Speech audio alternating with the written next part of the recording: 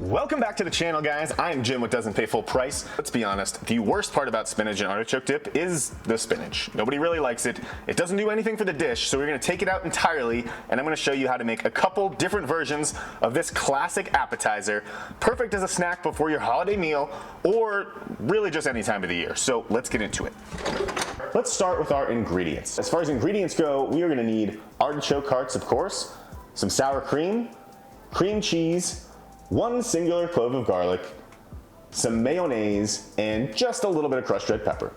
I'm gonna list all the portions that I used here, as well as in the description. Keep in mind, this is for 2 people. If you're making this for more people, you could easily double it, and it will make twice as much. By the way, there's 2 things that I hope I never see you buy at the store. 1 is crushed red pepper. Just order a pizza and you get like a million of these things. 2 is napkins. There's absolutely no shame in handing someone a napkin at your house and having it say Chipotle on it, just saying. Nobody wants a soupy, wet artichoke dip, so you could opt for frozen artichokes, which would be a little bit better, but I always have canned artichokes on hand. So the first thing we need to do is drain the liquid out of these. I like to give them a little rotation in the salad spinner, make sure they're nice and dry. And then I have yet to see an artichoke dip with whole artichoke hearts, so we're gonna need to chop these up into bite-sized pieces. I like to take one, cut it lengthwise, then give it a little rotation, cut it lengthwise again, and then give it like 3 or 4 chops so they are nice bite-sized pieces. We're gonna set the artichokes aside just for now, but get yourself a bowl large enough to hold all of your dip, and to that we are gonna build our base. Into our bowl we're gonna add 4 ounces or half of a package of softened cream cheese, 1/4 cup of sour cream,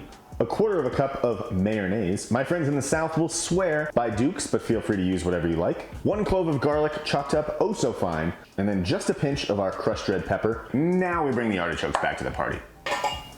Get yourself a good spatula, stir it up until it's all incorporated. Then we're gonna pop it in the microwave for about 20 to 30 seconds. That's gonna help soften the cream cheese a little, and it's gonna also cook the garlic a little bit, making it not so harsh. We are gonna pause right here, because at this point you could just add a little bit of salt, put it back in the microwave for about 30 seconds to get it nice and hot, and eat this on whatever you want. But if you want to switch it up a little bit, you could do my favorite, which is adding a couple tablespoons of chopped sun-dried tomatoes, along with about a tablespoon of Parmesan cheese, maybe a little mozzarella cheese. In theory, you could then pop that under the broiler for about 5 minutes until it gets nice and crispy and gooey and bubbly. Or if you like things a little spicier, you could add 1 chipotle chili, chopped up nice and fine, along with about 1/4 cup of frozen corn. Pop that back in the microwave for about 45 seconds to a minute. Or if you want to keep it more traditional, just add 1/4 cup of chopped frozen spinach, and you have a classic spinach and artichoke dip.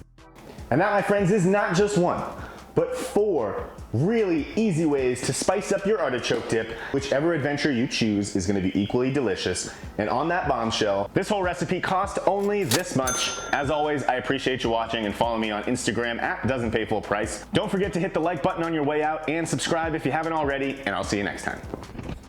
Think they can tell my nipples are hard? Probably not. Oh yeah. Ooh, they're both good. I'm gonna turn up the heat.